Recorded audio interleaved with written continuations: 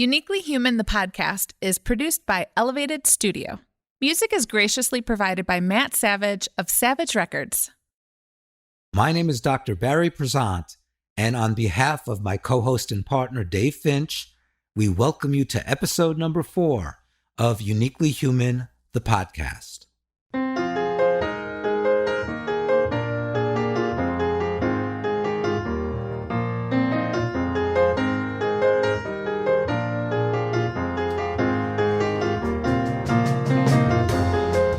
So we have an extremely exciting, for me personally, and I know you too, Barry, very exciting guest today. Becca Lory Hector is joining us to go dive deep about some pretty important issues, not the least of which being quality of life for individuals on the spectrum. So Becca, welcome to the show. Thank you so much for joining us.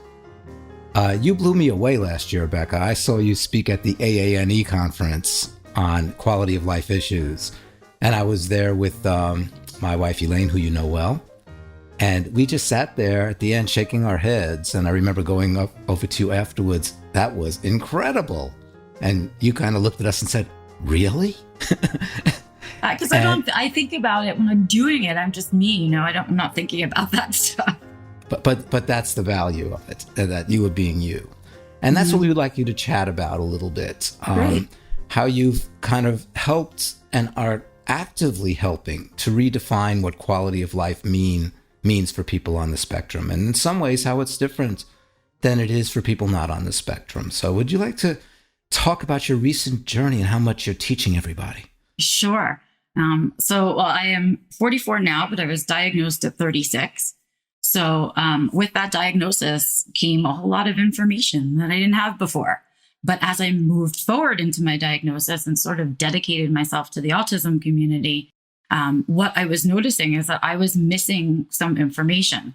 There were a lot of stories about leading up to your diagnosis and getting your diagnosis, a lot of memoirs about that.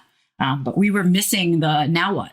So you're given this huge life-changing piece of information, and then you have nothing to do with it. And so it was really frustrating. And what I ended up needing to do was to look outside of autism and autism supports for stuff that would work for me. We have a lot of supports for kids in our community. They're funded and they're all over the place. But when we look for supports for adults, not so much, right? So the first thing I did, of course, was to try kid supports, right? And try to adapt them into adult supports. Some worked, like fidgets are great for adults too, but not a lot of the other stuff was really helpful. And so at one point, kind of in my therapy, because I was still in therapy, I did it for 6 solid years. But, you know, in that therapy, we sort of got to know each other and what kind of worked for me and what kind of made sense to me. And it was suggested to me that I look into mindfulness. When you were first exposed to the word mindfulness and the concept of mindfulness, what did that mean to you, and how has that evolved into your current work? Well, really, it was the very basic concepts that were being taught, like by Jon Kabat-Zinn and people like that, of mindfulness, right? That it was for the world. It was not for autism. And it was just those ideas, because I think as autistics, our natural inclination is to worry. We like to worry a lot. And we will worry ourselves about things we have done in the past or things that have occurred in the past. And when you spend a lot of time thinking about stuff in the past that you can do nothing about, it gets depressing. And then if you worry about your future, right? And you're worrying about the what ifs of what's coming, that's also not a space you have control over. It's also not a space that you can do anything about. Anxiety lives in that future worrying. Right. And so if you stop focusing either way and you pay attention to your present moment, it really lifts the worry, because suddenly you're dealing with the right now. And the right now is actually the only thing you have any control over.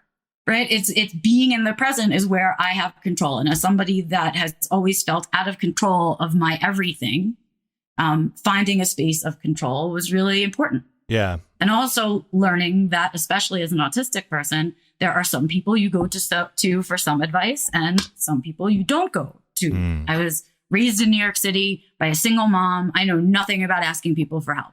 Okay. That wasn't a gene that I was given in any way. It was something I had to learn. Right. And part of learning to ask for help was learning how to ask for it and learning the words to use for the kind of help that I needed. Right. There are some, like, I would always go to my grandfather for financial advice because he was an accountant, but I'd never ask him about the clothes that I was wearing. That'd be foolish. Right. And so the idea that you can be asking the wrong people for the right advice also happens for us. Is it different for women? Because women on the spectrum, I mean, because I think in general, women get conditioned from such young ages as little girls to be people pleasers, don't rock any boats. I think for sure. I think I was helped by the fact that I was raised the way that I was and in the city that I was, because you can't live in New York and not have a big mouth. You can't not advocate for yourself in that city, right? So you have to learn that skill set. Yeah. But I do think, to answer your question, that yes, girls are raised differently in our world. We can't deny that.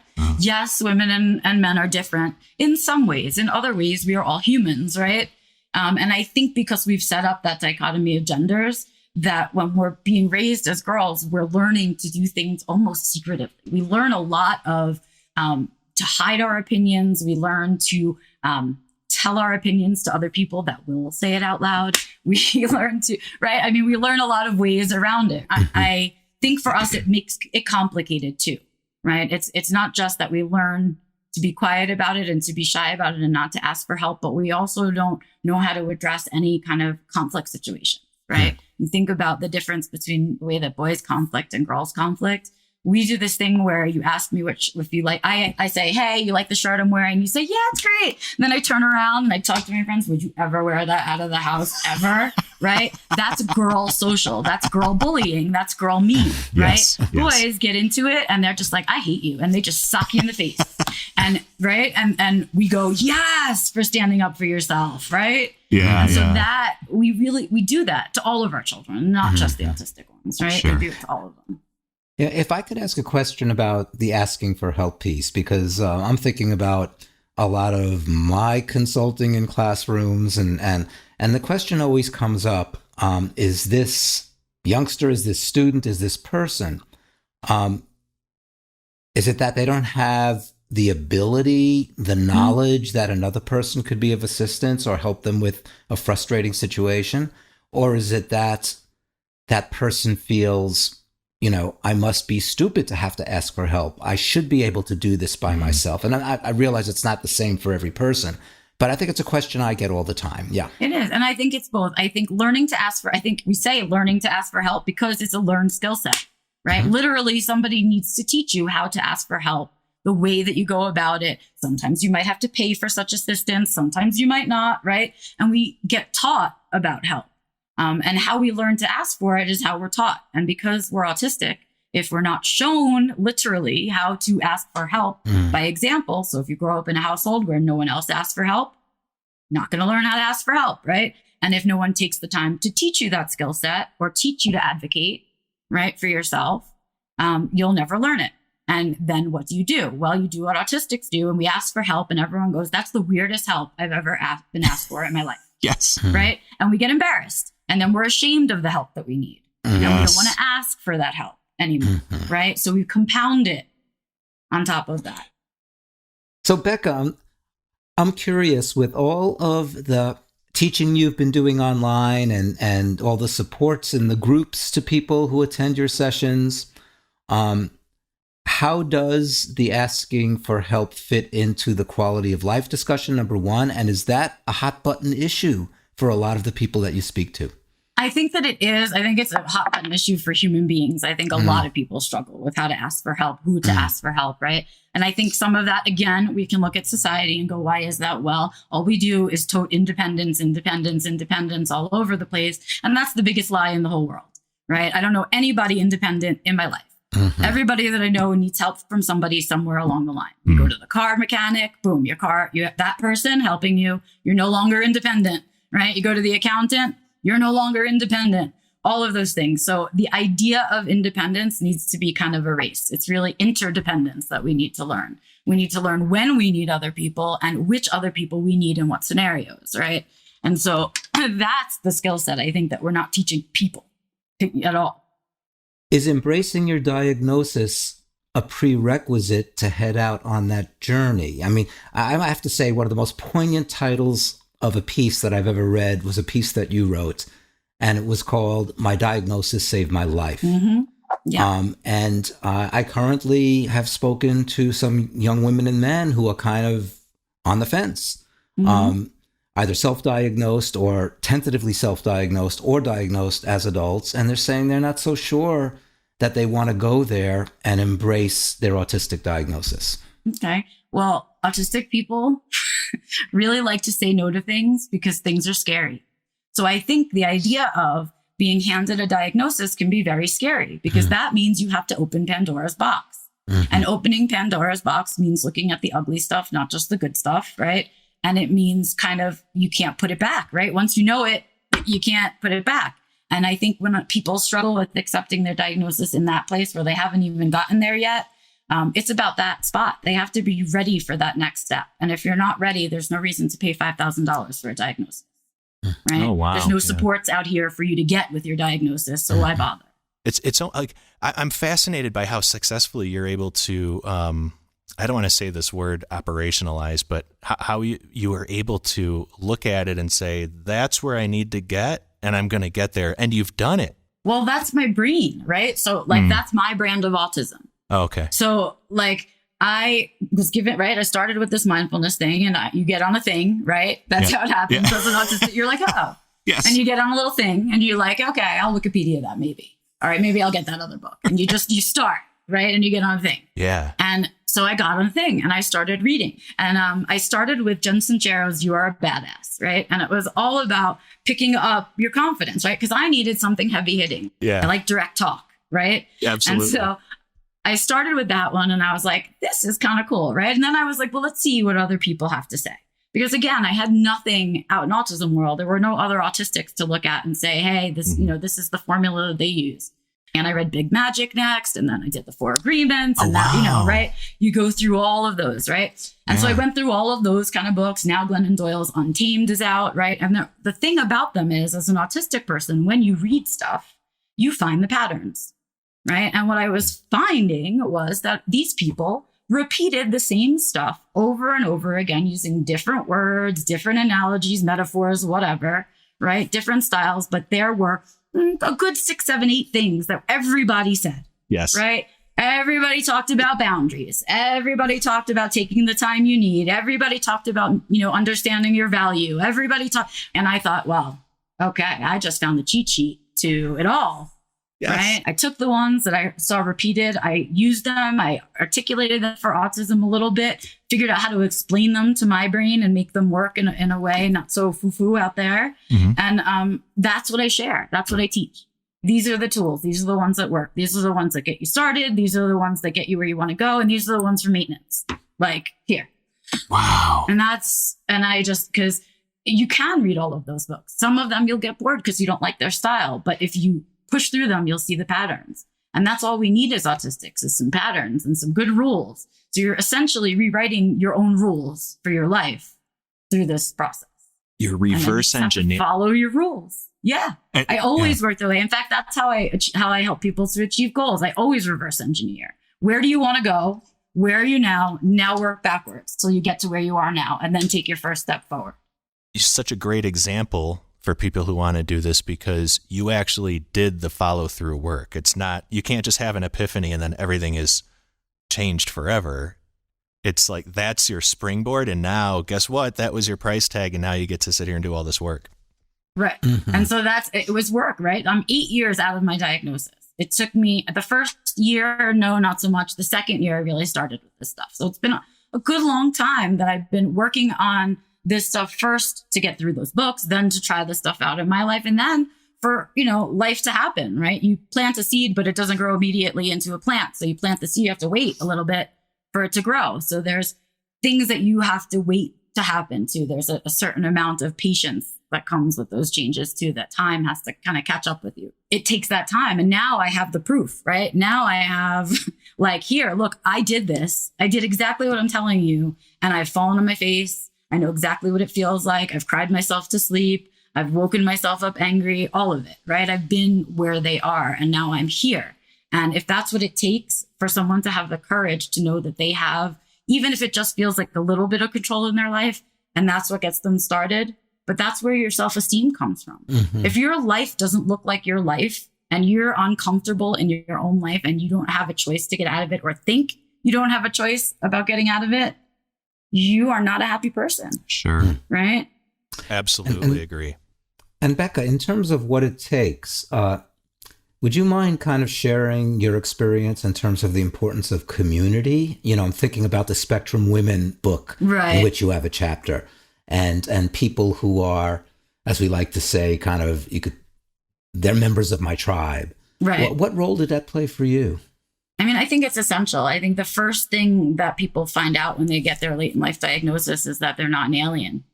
Right. I think every single one of us that gets a late in life diagnosis walks into the office for our diagnosis convinced we are the only one like us, and we are broken and somebody made a mistake. Where is the error? Give me my receipt. Let's return it. Right. It's like not right at all.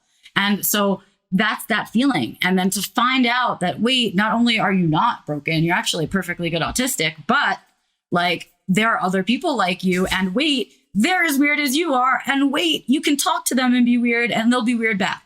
Right. And it's like mind blowing to somebody who, you know, I talk about the experience of getting a diagnosis of like, imagine you grew up your whole life with like a pirate patch over your eye. Right. And that was your life, your whole childhood. And then somebody goes, oh, but you can see. And you say, no, not out of this eye. And they say, oh, yeah. And they just take your hand off your face. Right. And you're like, oh, right. Depth perception. All of a sudden, like, everything's happening. And that's what it feels like. And then to have that also open up community to you. The idea of friends. I don't use that word lightly. That is not a nice word in my world because they don't really do that. Right. And so to open up the possibility for friendship again for people, right, is so important. But mostly to know that you're not alone, that when you explain your experience to someone for the first time, they're going to go, yep, right? And that's going to happen. And that happens for all of us. And I think, and for me, that happened with the Spectrum Women book.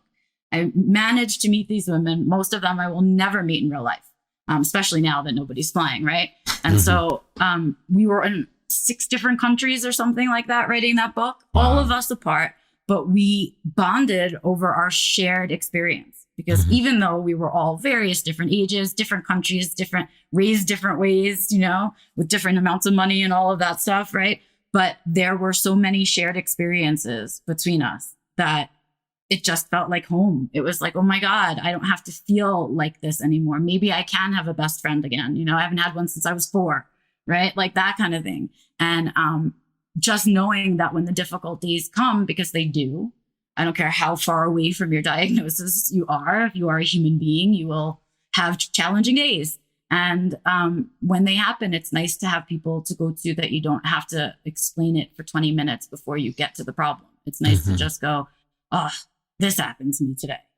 Right. And I think we all need that camaraderie in our lives. Yeah. And I think that's what's missing.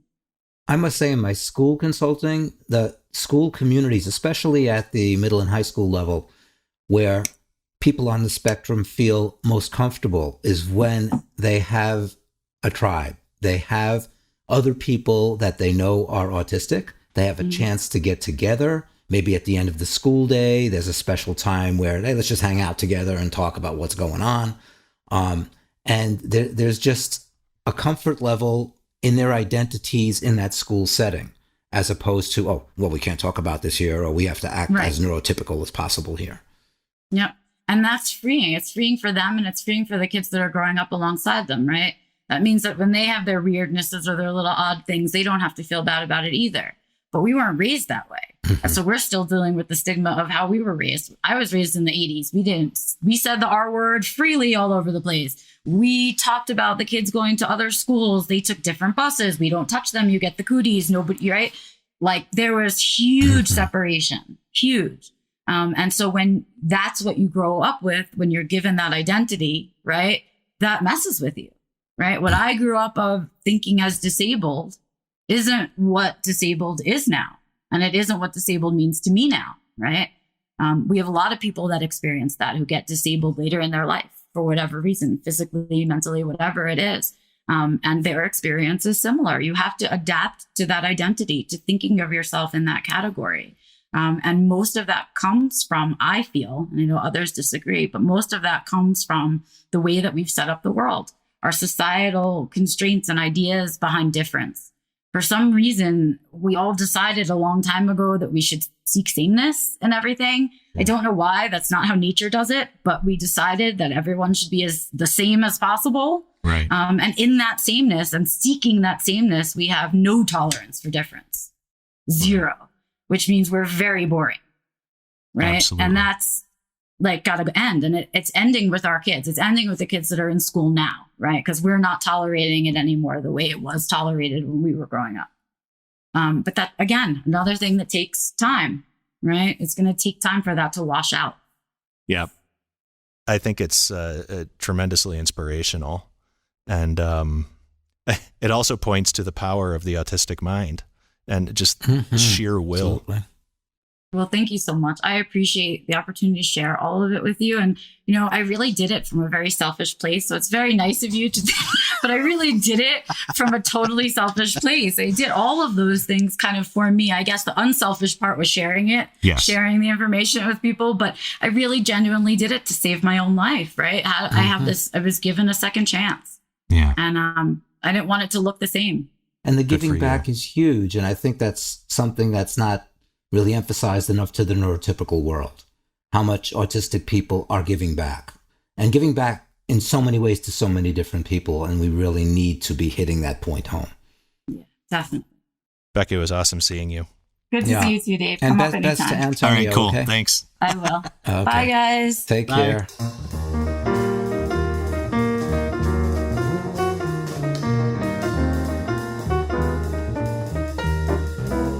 You know, listening to Becca talk, obviously one of the major themes of her entire platform is quality of life. And then while we were talking, I was kind of looking stuff up.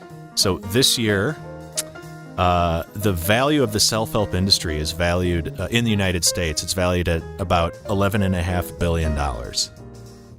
And so I think a lot of people are occupying themselves with how to improve the quality of their lives. But yes, once again, you know, here we have another situation where it's a shared human experience, but the stakes are just a little bit higher, I think, for people on the spectrum because, you know, I've got a pretty amazing life. I've really have no real complaints. Unless you follow me on social media, then you see I'm ranting all the time for life's smaller enormities. But in reality, I have an amazing life. And still, if I ever perceive that, hey, the quality of my life is just bad right now, it's usually because I'm trying to operate in a predominantly not autistic world. Mm-hmm. But what have you observed makes for a good quality of life for an individual on the spectrum? Oh, I think there's so many factors, you know, but might I regress for a moment and just kind of step back a few years and, you know, the years where parents were told, don't expect a good quality of life for your child on the spectrum. All you can do is expect that there's going to be a lot of misery and a lot of challenge. And of course, what's happened with the ongoing autism revolution is not only are we seeing it's possible to have a good quality of life, that it isn't dependent upon, quote unquote, being recovered from autism. Mm-hmm. Yeah. And as you said, Dave, people who've gone through that, where people try to recover them, say that actually really injured any possibility of having a good quality of life. That's right. But what goes into it? You know, this does take me back, and this is kind of a shame that it wasn't until 2017, just 3 years ago, that a theme of a National Autism Conference was quality of life. It took that long. Really? You know, to focus on quality of life issues. Oh my gosh. Were you part of that conference? Oh, yes. I had the wonderful opportunity and privilege of moderating the opening session where I worked with 6 people on the spectrum. Mm-hmm. And we came up together with the questions that we all decided would be good questions to discuss in front of an audience of about 800 people. And so some of the themes that came out of that, and I mean, some of these themes actually violate some of the myths about autism. We'll put them to rest. Nice. That's the better way of saying it. Yeah. Such as quality of life depended upon having a close relationship with one person who you could trust. And every person on the panel, and the people on the panel ranged in age from 17 years of age, a high school student, to Anita Lesko, who was well into her 50s. I think she was 58 at the time. They all said there was one person, at least one person, but typically one person, who believed in them, who allowed them to be who they were, to be the better version of themselves rather than trying to change them into something different. Yeah. That was a huge piece. And then, of course, since we love enthusiasms, another theme that came out was that every person on the panel spoke about how other people valued what they were interested in. That if they said, I'm interested in nursing, and that would be Anita, okay? And just on, whatever the person's passions and interests were, that rather than dismissing them or labeling them or pathologizing them, you just focus on that too much, people in their lives not only respected that they were interested in it, but helped them expand and become more creative with what they were interested in. Sure. I mean, it's enabling you then to contribute and feel validated. I mean, that just saying those words makes you feel better. And it's all about building self-esteem. I mean, if you're getting a lot of negative feedback about something that you really enjoy, then it's natural to think, what's wrong with me? Why do people throw this negative energy at me, rather than at least acknowledging that I'm interested in this particular activity or topic, and it's okay, even if there are boundaries that have to be created around that. Exactly. I think one other important point, though there are many important points, but one other important point is people saying that they were respected when they needed their time alone. They were respected when they needed their space. So I remember on that panel, Anita speaking about that when she got her diagnosis at 50 years of age, and then she got married to an autistic man, to Abraham, that they made their home into this little sanctuary. Here's the place I can go back to. Here's the place that I don't have to deal with the world. I don't have to deal with people misunderstanding me. It's my own little, I think she actually said my own little castle. That's mine and mine alone, and that's respected. Absolutely. If you're constantly in a state of, if I'm getting the terminology from Uniquely Human right, to stay regulated. That's correct. This gives you an environment to achieve that regulation, to maintain it. If you don't have that to go back to, I think you're an untethered kite. Mm-hmm.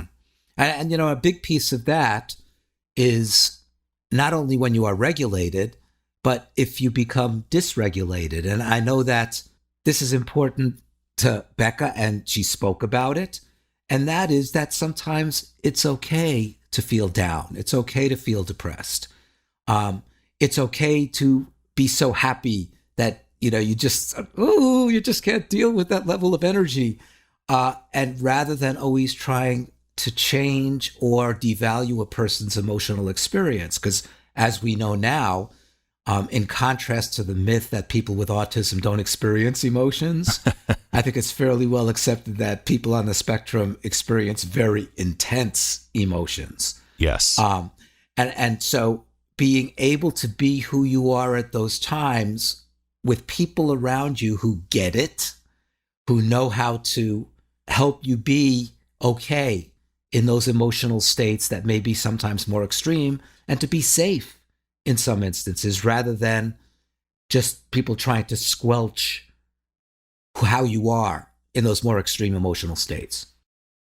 Right. Now I'm starting to paint sort of a rubric in my mind of indicators for positive quality of life. From what you're saying, it's the respect that an individual has from the community around her that allows her to enjoy what she enjoys, to connect to the people around her, and then also be able to enjoy the upswings and downswings that are inevitable because we're emotional creatures. You have to be able to take ups and downs. And one of the ways that we can suggest an indicator for positive quality of life is when those downswings occur, that you have strategies and even a physical environment that is comforting or helps you to cope. Tell me about goals, because I think one of the things that for quality of life, having something to do and someone to do it for, intrinsically to me, I'm no expert, but feels very important. And one of the questions I get a lot when I'm speaking somewhere from parents usually is, my son's 19 years old and we have a hard time just getting out of the house or doing anything that's not related to just playing video games in his room. And I'm using that as the cliche, but it's interesting because that comes up as the actual example a lot. And I think if you insist on goals outside of that ultra comfortable place of whether it's playing video games or, reading insect books or whatever, I think you need to contribute. Yes. Give yourself kind of a little list of things to accomplish. Yeah. And that sense of keeping busy, having things you wish to accomplish where you could put the little check off literally in the activity that you're doing, but also in your mind that you've been able to do that. But having kind of uncertainty, unstructured time, video games may play a little bit of a role when it becomes the reason not to engage in things that give back, that are more productive, especially vis-a-vis the community you're in or the family that you're in, then that could be going down a one-way street with no return, and very difficult to break those particular habits. Our family does awesome Monday through Friday or during the school year. What I've noticed is during summertime or on the weekends, everybody's looking around at each other like, what are we all supposed to do right now?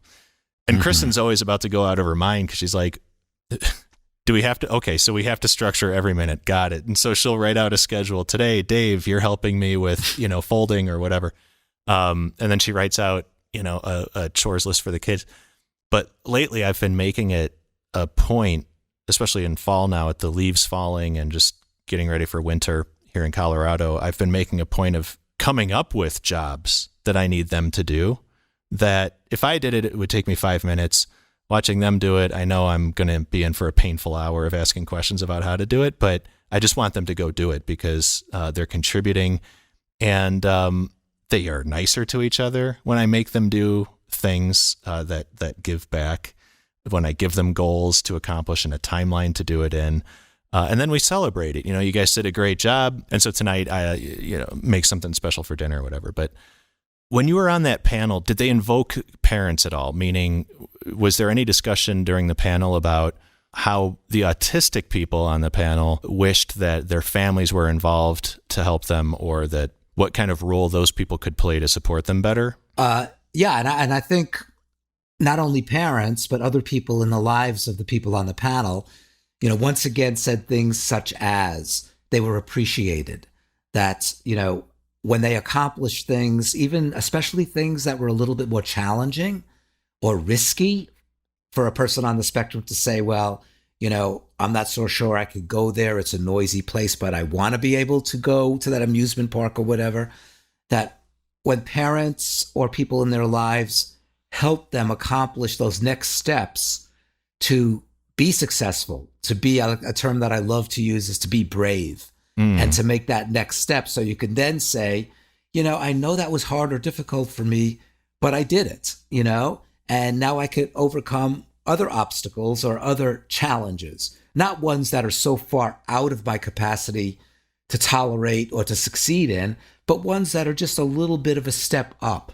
And of course, that's something that Temple emphasizes now when she talks about, let's make sure, especially for younger people on the spectrum, that we challenge them. What I would add to that is we challenge them, and I'm going to get a little academic here. Yeah. We challenge them within this, what's called the zone of proximal development. Okay, let's unpack that a little. Whether it's the bar that they could reach. It's not a bar that's so far beyond them that they can't reach that bar. Okay. the zone within their reach, but as a developmental next step up for them. Yes. Gotcha. It makes them stretch, but is achievable.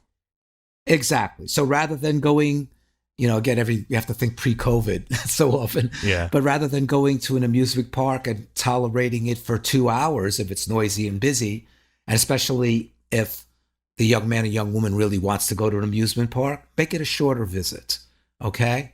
And then gradually increase the time to do that visit. This is how Kristen helped me to be able to watch shows with her that she likes, like Oprah or something. So when we were working on I Just Wanted to Be a Better Husband, and I would ask her, like, I want to be able to share experiences with you that are clearly ridiculous, like watching Oprah. And I can say that because she's not in the room right now. And she said, okay, don't love how you worded that, but let's work on it together. And so she would expose me, quote unquote, expose me to 3 to 5 minutes of a segment. Actually, this Oprah's not so bad. I could watch this. Then it was 15 minutes, and I'm like, Tom Cruise is crying on a couch. I'm out. But over the course of a couple months, I was able to really just open my heart and mind up and say, this is important to Kristen. But I think the key is that I wanted that. It wasn't that she wanted it for me and was trying to program me like a computer. I came to her. That's right. And I think what people would find is if they open the dialogue up, I think a lot of the autistic people in their lives, if they can express it this way, would say, yes, I want to be able to do things together. I don't want to feel uncomfortable and agitated every time we're doing something that you want to do. And I think that's just general human nature, that if you have ownership in making the decision, and you're saying, okay, well, I know I've always rejected Oprah every time Kristen said to me, let's watch Oprah. You go, no, I don't want to watch Oprah. Right. But then if you say, okay, well, I've kind of set this little goal for myself that, for me and my wife to have a good quality of marriage. Mm-hmm. Yeah. I'm going to try to hang out a little bit. And by the way, I see a new book in this for you, Dave. Oh boy. My Year with Oprah. The Autistic Person's Guide and Reviews of the Most Favorite Neurotypical TV Shows and Experiences. That is brilliant. I'll totally write that book. I could write it this weekend because I have definite evergreen opinions that seem to only grow more and more intense about what neurotypicals enjoy, because a lot of it's wrong. But that's obviously joking. Well, some neurotypicals respect people who engage in deceit, in untruths, because they think they're sly and tricky, and hey, you can get away with that. Isn't that cool? Which is totally antithetical to the autistic way of being in terms of honesty and transparency. That's why I couldn't work in the corporate world. Quality of life was so poor. This is just going to have to be a long episode, and I'm going to apologize to the audience right now because I don't want this to turn into a therapy session. But what I will say is that in the corporate world, I was drawn to it because it was a steady drip of salary and benefits, or so I thought. But what nobody really tells you is that, yeah, for all that it says is like that's the safe bet is to go work in a big corporate environment. First of all, it's not all that stable. They lay off people in droves as soon as they have a bad quarter. But the bigger thing is that all the gamesmanship, all the game playing, the deceit, we're going to build our clubhouse so that if you're not in our clubhouse, you don't advance here, and the glass ceiling and exclusivity. It's just a really horrible, really particularly gross environment. And I insisted on doing that for, 19 years actually, after college. And just last year I had enough. Like I could no longer pretend to want to play the games and enjoy that. And Kristen said, I would rather be broke and happy than have you going somewhere you hate every day. So I said, broke it is. I think you have to be willing.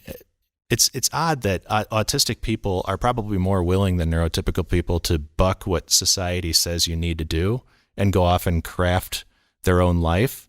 And I just wonder, are there important influencers in their life around them telling them, yeah, but to have a good life, you don't know what's best for you. I do. You need to go do this and live this kind of lifestyle, have this kind of wedding, work in this kind of job, enjoy these types of activities.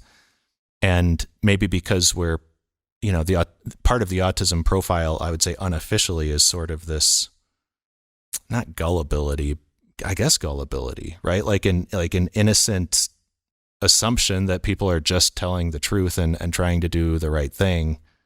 It's not always the case. And I wonder if that's having those people who, even with maybe good intentions, are telling them, you need to get a job doing this.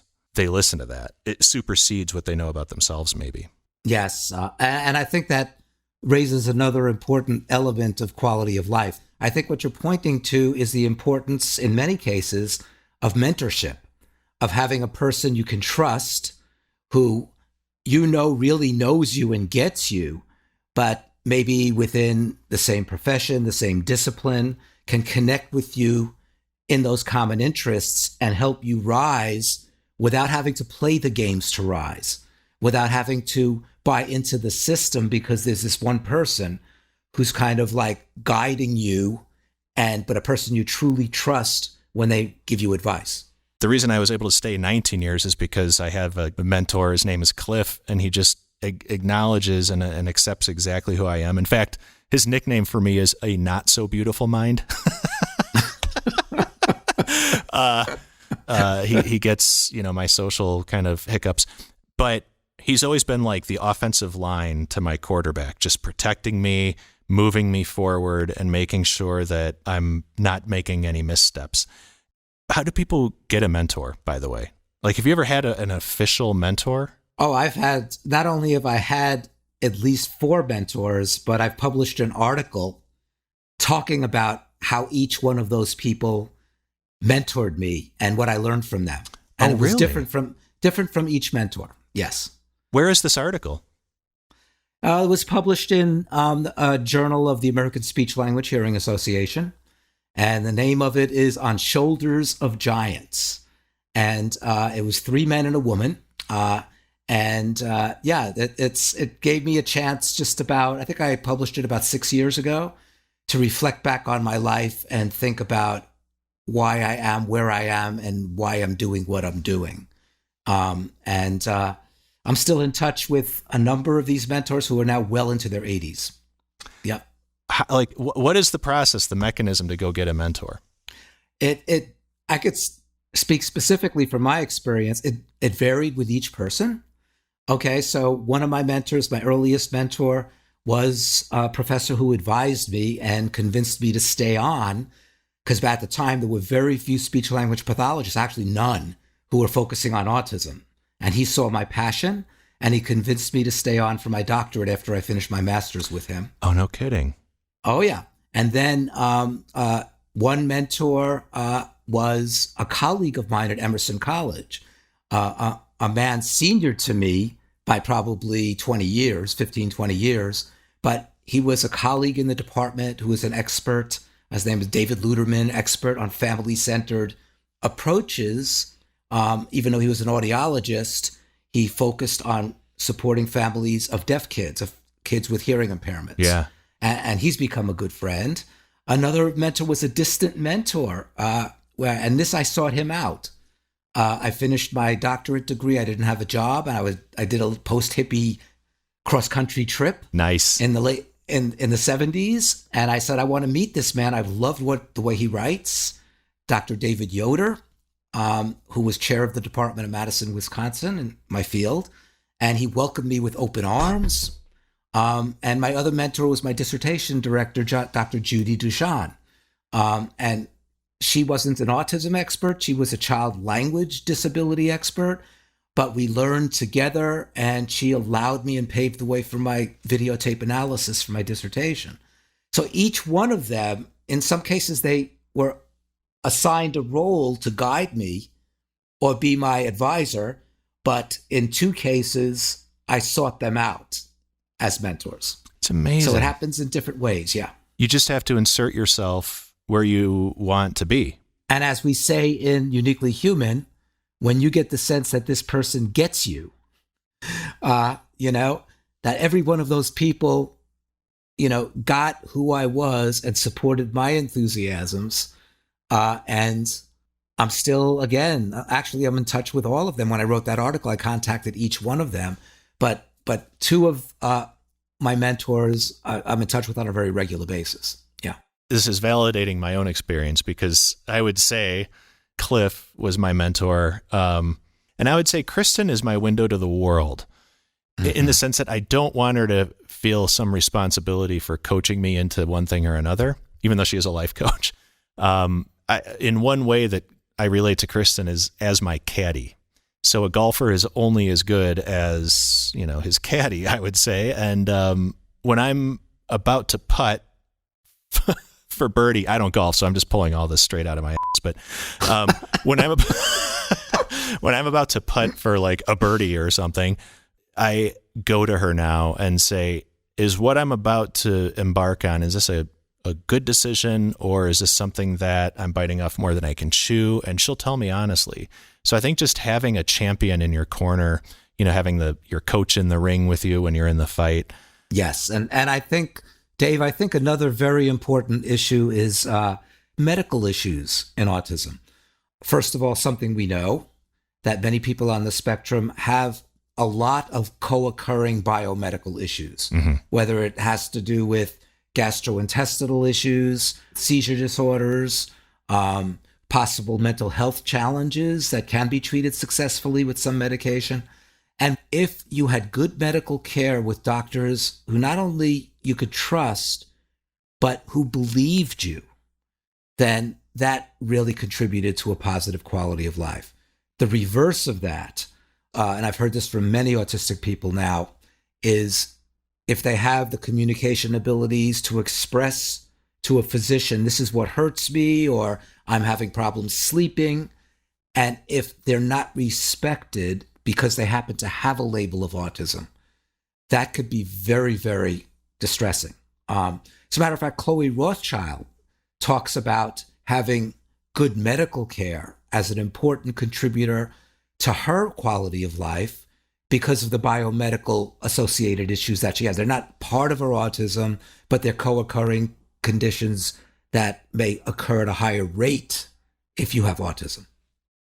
So you're saying a lot of times the medical community will just be dismissive of an autistic patient. Is that what we're up against? Yes, absolutely.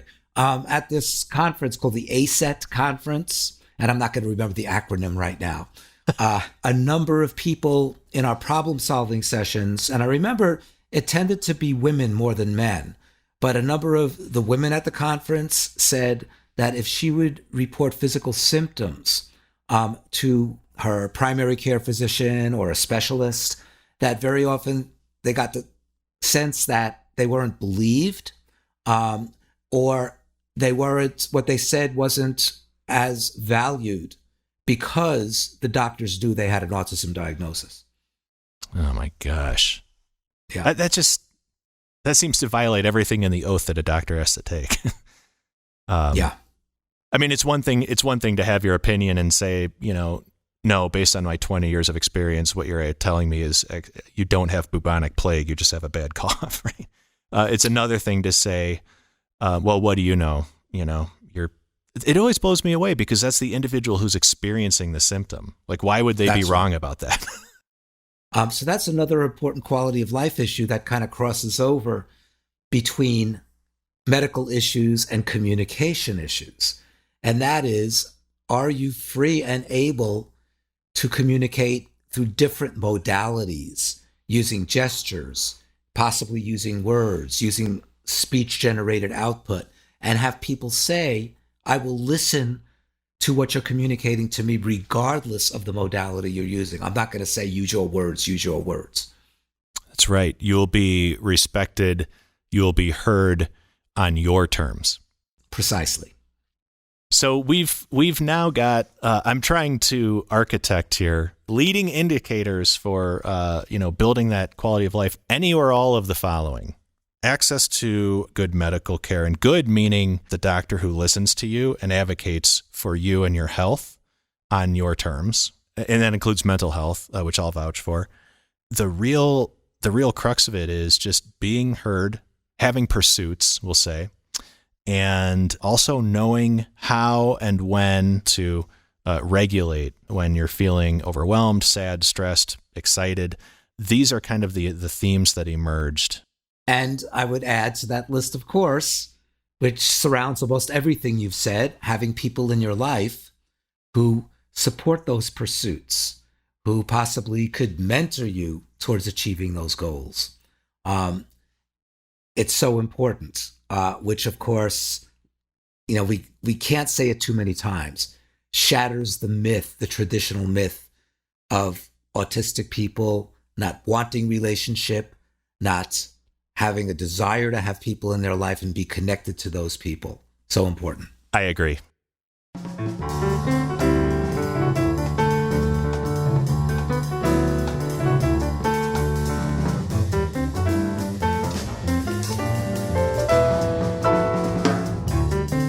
Let's do our enthusiasm of the week.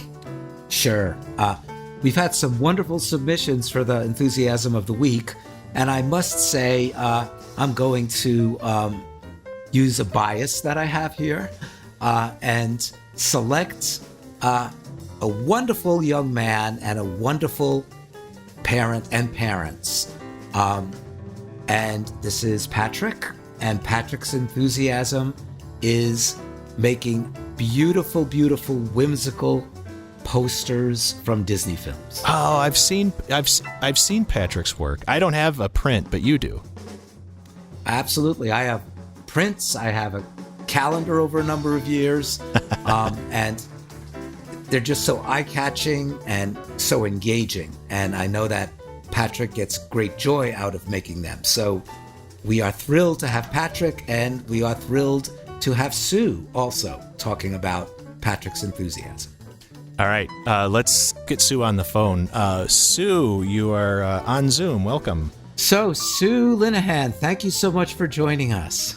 Thank you for asking me to join you. Yes, and as we kind of came up with the idea of a section on enthusiasms, of course, Patrick came to mind immediately. Because I could remember, I don't know how many years ago, Patrick presenting me with his Alice in Wonderland Disney poster. That was many years ago. It was many years ago, yes. So how did this all start with Patrick? Well, Patrick was always obsessed with Disney. Typical, a lot of his first sentences were Disney lines. But then he kind of got into his artwork. But before that, he really loved mail. And he loved addresses and everything having to do with addresses. And so as he started to draw and get better and better at drawing, he would look up movie posters from all the Disney movies. He knows each year a Disney movie was created. And then he was drawing them. He would do 2 or 3 a day. He was just very attention to detail and just really gung-ho. I mean, he has the name Walt Disney Presents and the whole thing. Wow. It actually became kind of a problem because we wanted to do something because his artwork was so creative, but because it's Disney and the whole copyright thing was kind of an issue. So I would post some of his work on Facebook and people would comment. And then Patrick started, everywhere he went, he'd say, "Hi, what's your name?" And, they'd give their name and he said, "What year were you born?" And so they'd share the year they were born and they'd look at me like, "Where's this going?" And he goes, "What's your address?" And then he starts writing all this down.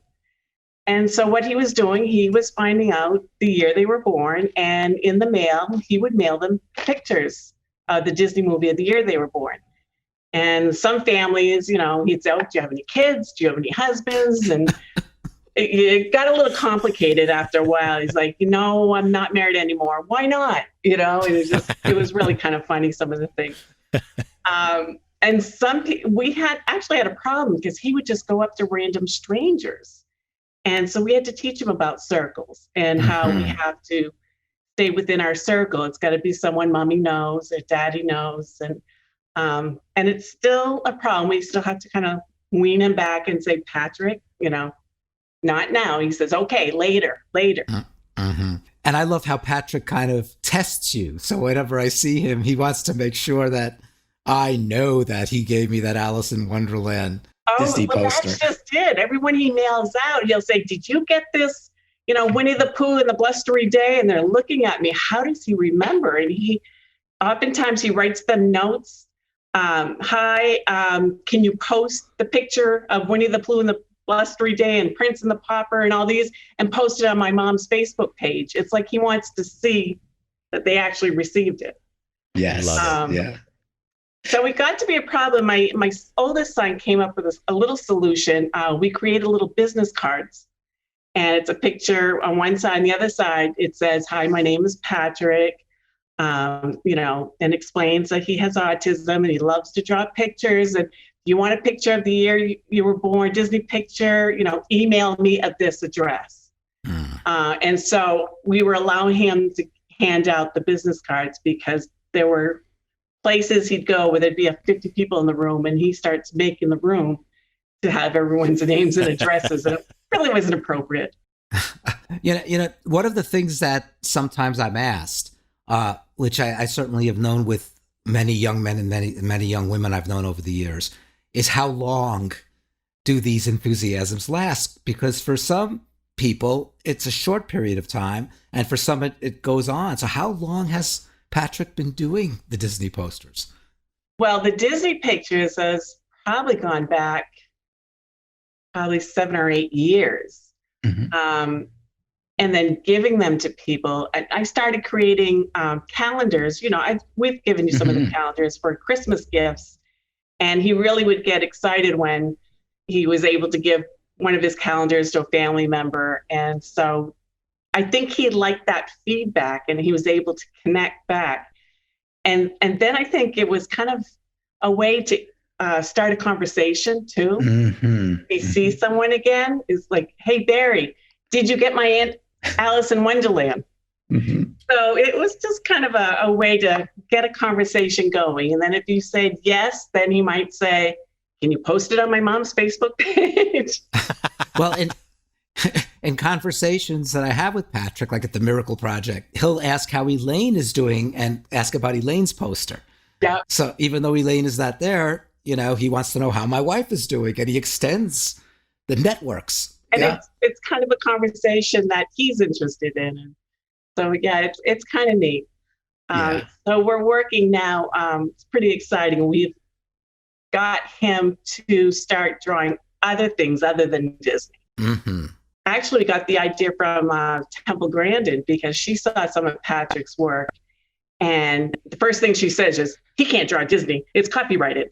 And I was like, I know it's part of the issue. But she said, "But why don't you have him draw like Bambi's cousin or neighbor, the raccoon family or something?" And so that was a little way of kind of introducing him to draw other things. Oh, wow. And that's such an important part about enthusiasms. That's expanding from where you are. Yeah.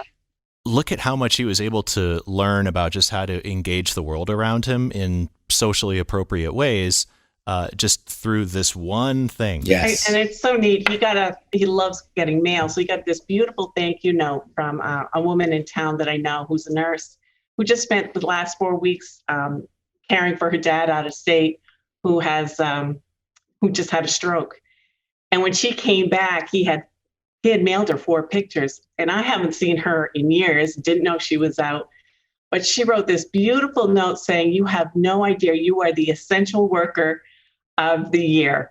She said to come back home after 4 weeks and to get this. And she was just so excited and so appreciative. And he was just beaming. So I really think this is kind of like his purpose, is to spread the joy and to make people happy, because every time someone gets one, "Look what I got in the mail," and it's not a bill. So it's kind of cool. And he's proud of the fact that they're happy. So I think that's his way of spreading joy onto others. So I think it's great. That's absolutely wonderful. And I think that's one of the things that we try to emphasize. I know you tried to do it, and so many of the parents at the retreat tried to do it. And that is the giving back piece. Yeah. Is that so many people on the spectrum, kids, family members.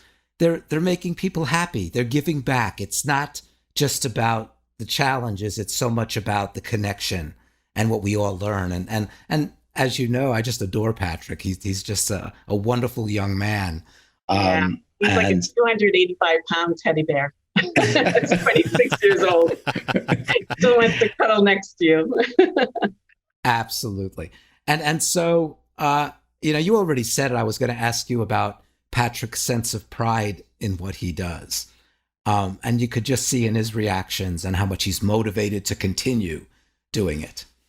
And I'm excited about this next project we're taking forward. And I talked to him about it because now that he's done enough pieces of work that's his own, we're looking at making note cards for family and friends for, gifts and stuff. And I asked him what he thought. And he was all excited when he thought, well, he could mail it, he could package it. I mean, there's so many things that he enjoys doing.